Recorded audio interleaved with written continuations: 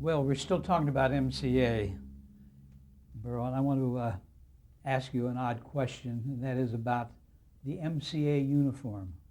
How did that originate? And describe to us what it was or is.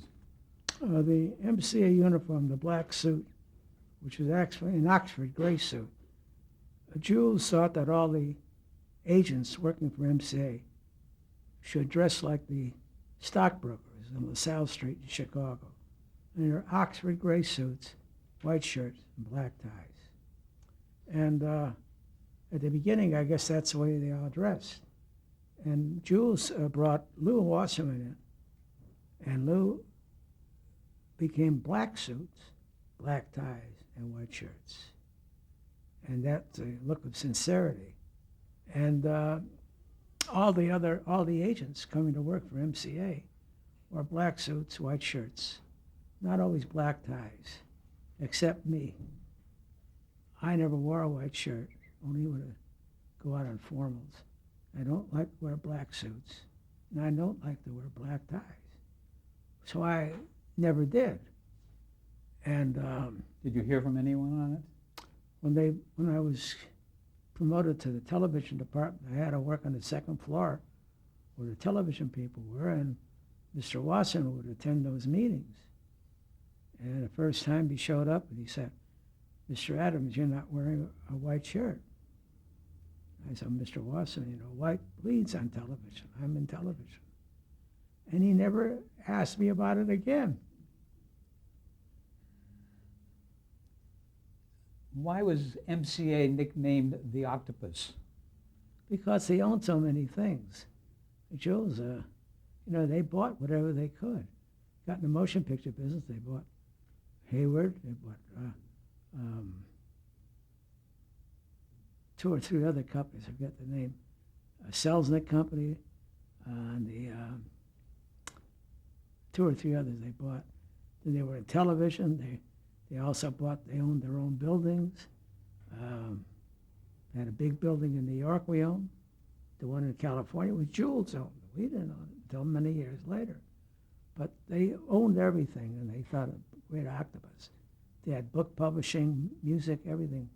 They represented everything. Did Jules stay and work in Chicago, or was he always on the West Coast? Jules had a home in Chicago, and he built the office in Chicago. But then when he moved the company to the West Coast, he bought a beautiful home on the West Coast. And he opened the New York office later, and he had a beautiful home in New York. And he commuted between all those places? Yeah, and then, of course, when we went into foreign, we opened an office in London. And it was a crown property. Duke of York used to live there. And in the back, there was a place for coaches and a place for domestics. And Doris, she said to Louis, she said, if you gave me a blank check, I can make this into a gorgeous apartment for the executives so they won't have to stay in the hotel. So Lou said, okay. So she made a beautiful two-bedroom apartment in the Mews, and the carriage place downstairs, we used that for parking for a garage. And it was just a fabulous place, and I lived there more than anybody else because I ran the world the foreign country distribution. It was a beautiful place. How did MCA sign new clients? How did they get their clients? Well, each agent had a responsibility to try to get clients.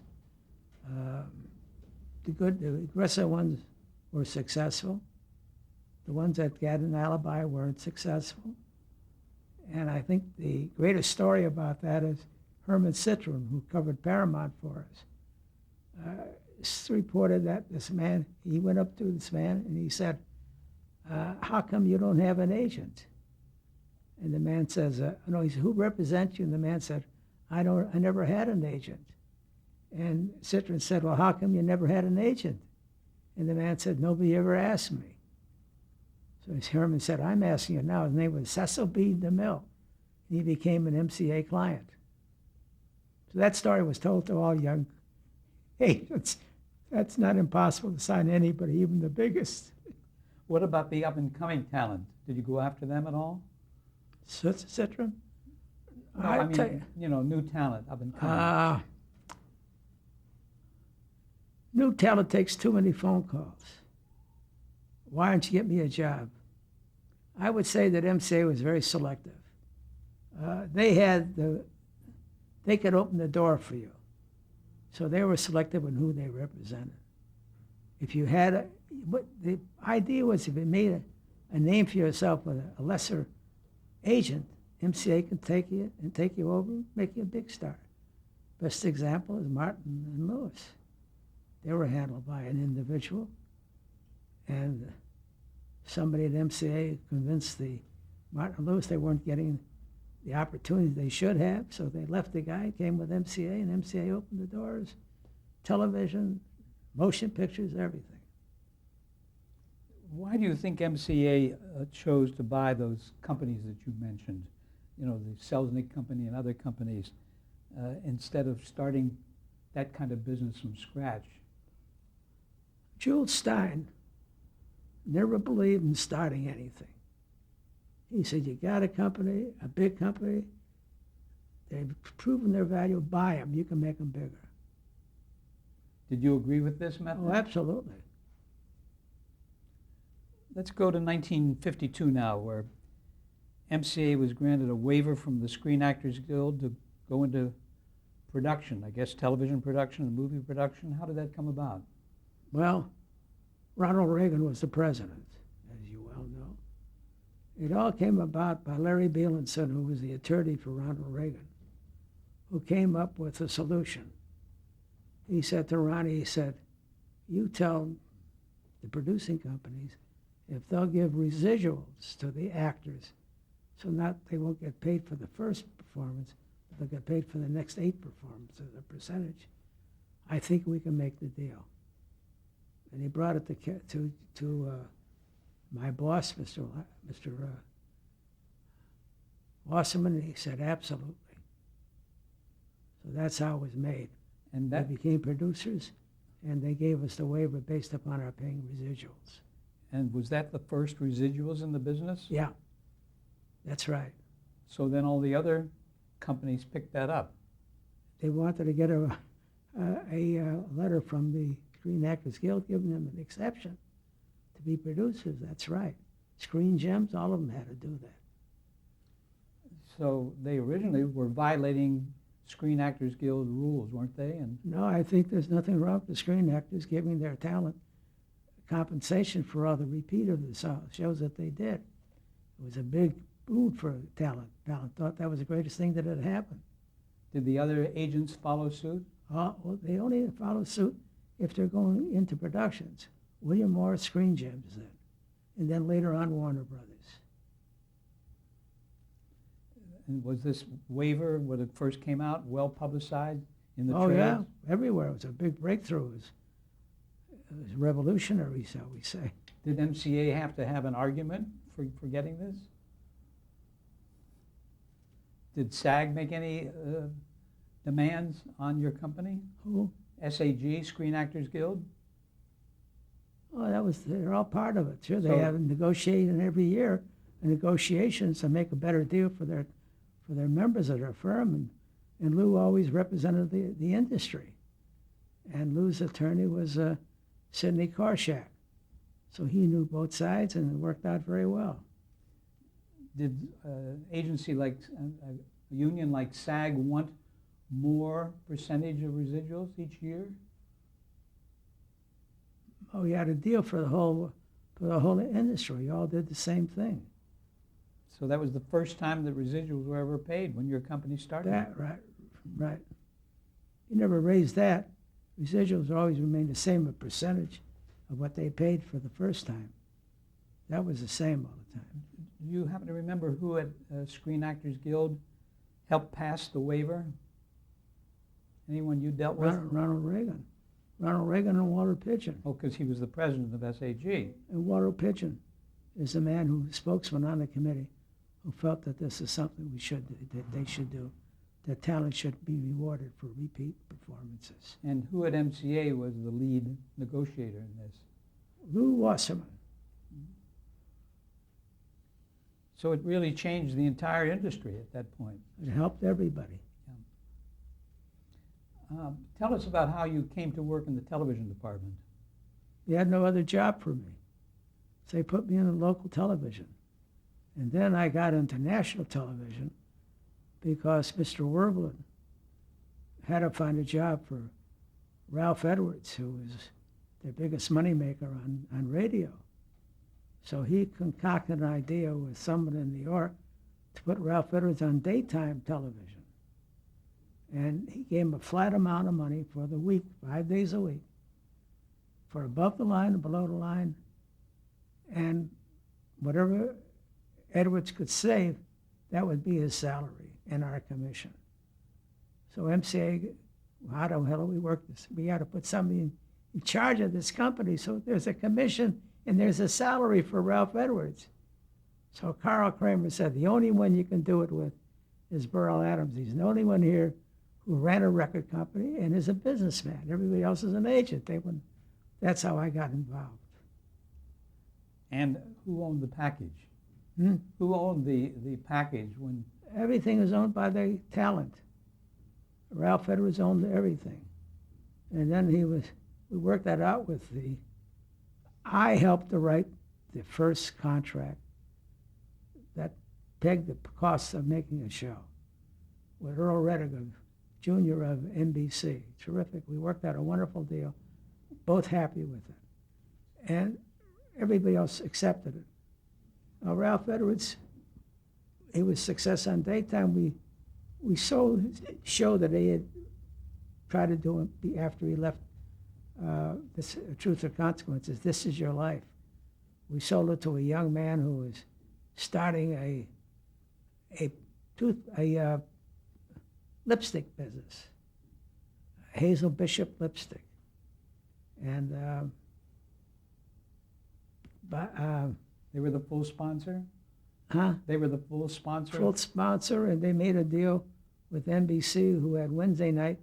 ABC took over the Wednesday night 10 o'clock time slot because of boxing. So he gave them about a 3/4 the cost of time discount. And so Spectre took advantage of it and put on This Is Your Life. And it was a smash hit after a couple of weeks. And it went on for years. What network was that on? Who? What network? NBC. NBC. Bob Kentner. And did you, again, work closely with the show, with that particular show? Ralph Edwards, I took over everything for Ralph Edwards. I ran everything for him. He was a big success. He had Truth or Consequences on nighttime and daytime. He had a daytime show called It Could Be You, and he was a big success for us. Were you running the television department at MCA at that time? I would never run a department. I'm in the creative end of the business. I don't want to be saddled. Who ran it? Mike Levy. And did he have to work closely with you on everything, or did he give you the No, freedom? I had nothing to do with that department. Now, my only close relationship in network was Sonny Werblin. Sonny and I ran network. Then Review Productions came into being. Review Productions? That was not my end of it at all. That was film. And it was brought in because there were so many orders out there for small companies that wanted to have a show of their own on television, but they only wanted it in a regional area. They didn't want it on network. They couldn't afford a network. So Review was perfect for them. They did half-hour shows for them, and they were a big hit in the areas that they bought them for. Then we sold the rest of the areas. You're talking now about the sponsors Yeah. who wanted The sponsors are the only reason you stay in business. Sure. We never sponsored anything. What kind of programs did MCA want to produce? What did they intend to produce? Any You particular mean kind? creatively? Yes. We're basically agents. We want to be a distributor for everything. And what markets did you have? The world. I took over international. I took over the world, and the domestic and the world. Were the That was our market. I'm sorry, were the film programs made in Hollywood, or were they made all over the world? Films were here at the old Republic Studios until we bought MCA, until we bought Universal. Tell us, just so we know for futures here, how programs are syndicated. Are they sold You have through? a salesman for each for areas, for the South, for the North, for the East, for the Midwest, and the West. And they're given a pilot of a show that we made for television for most likely for a beer company in Texas or a beer company in Arkansas, and then they took those pilots and tried to sell them to companies in their areas. So eventually they were syndicated all over the United States. And the world. And the world. You had foreign syndication too. I was in charge of it. I started it, and I was in charge of it. I opened 10 offices around the world, built the manpower for it, great manpower, and they all succeeded. How did you select that manpower? I've always been lucky with people.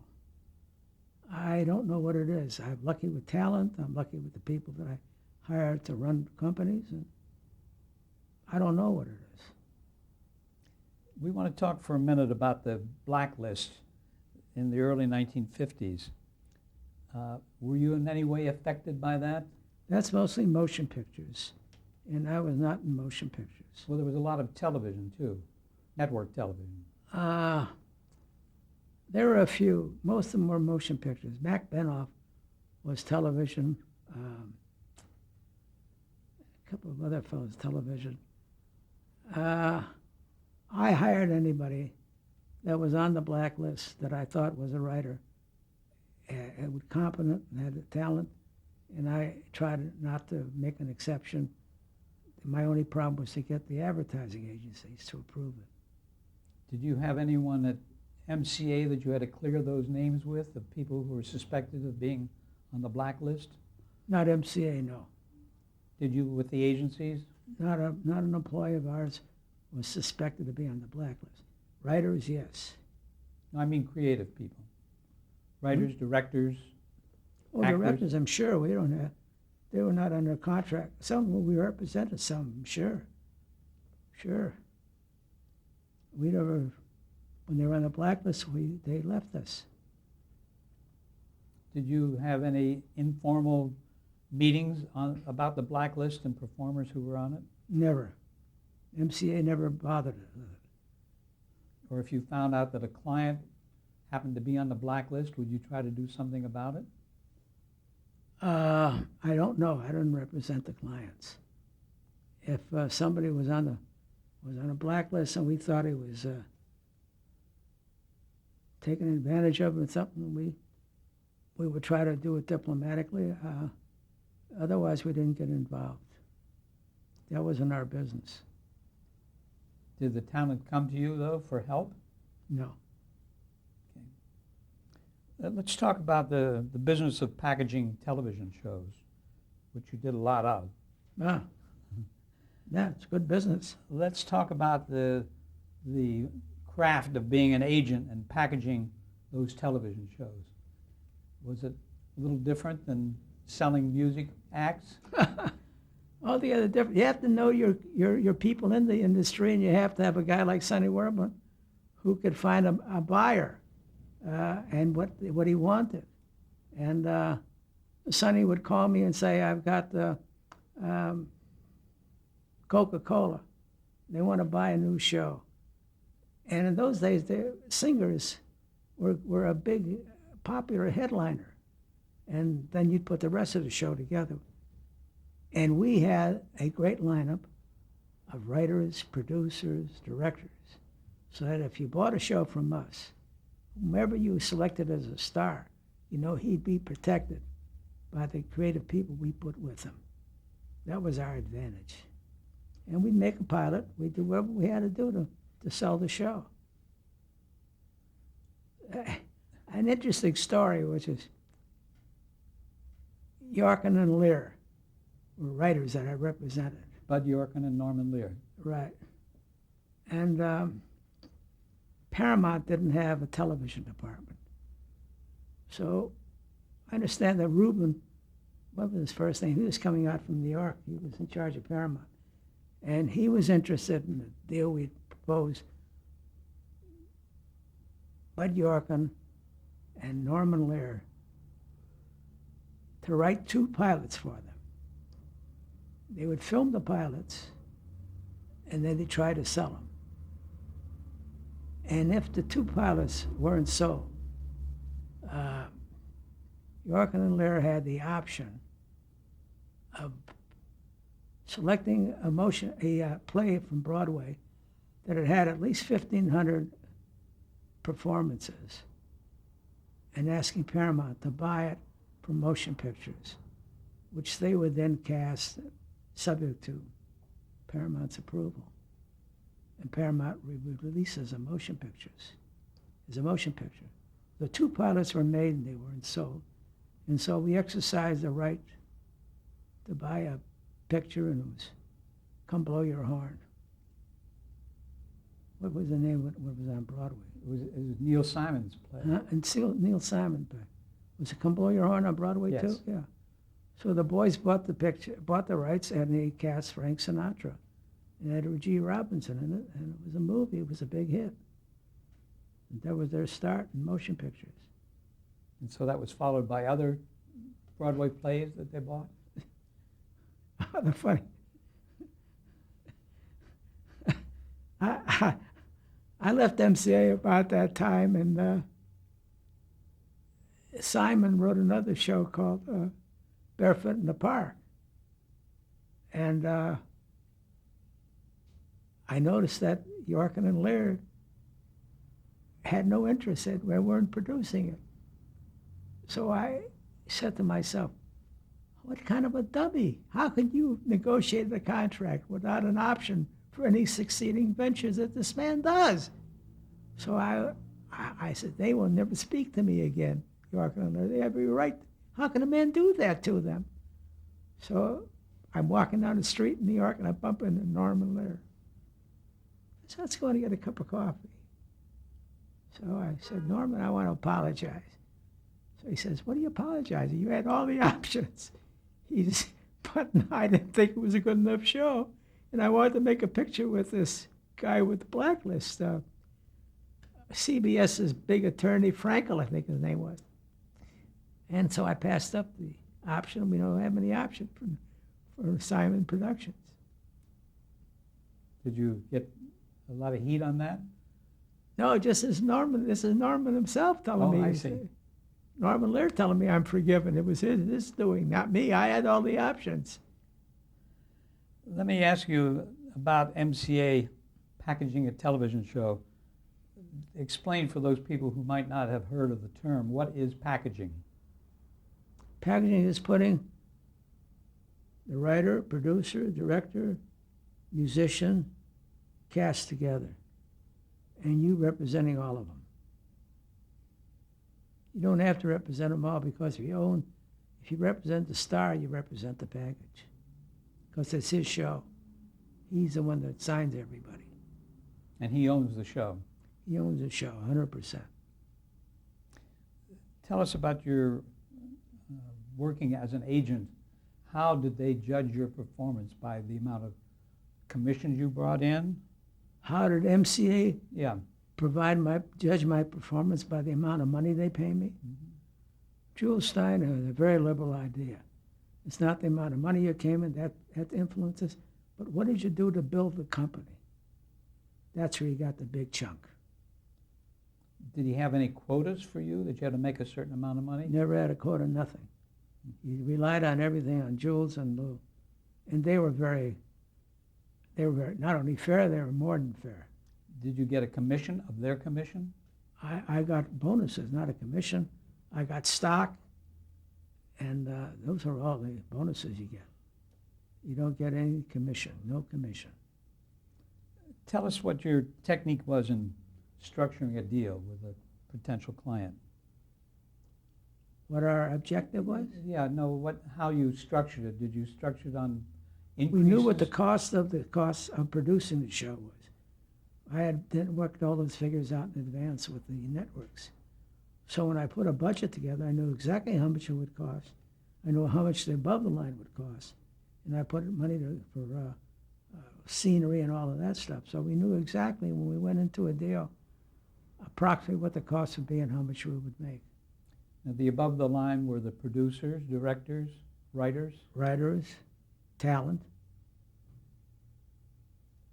and what was your own special technique in structuring a deal? Did you have some special ideas on how to do it?